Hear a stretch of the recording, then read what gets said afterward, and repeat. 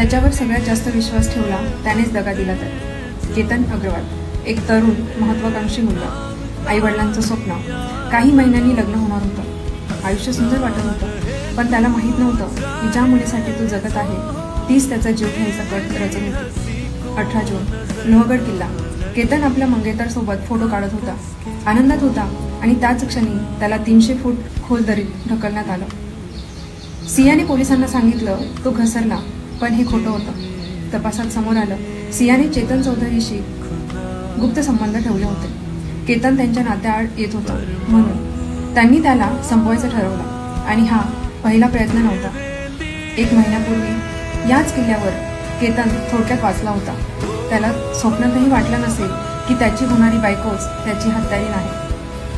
केतनच्या आईबाबांनी मुलाचं लग्न बघायचं स्वप्न पाहिलं होतं. आज ते न्यायासाठी लढत आहे.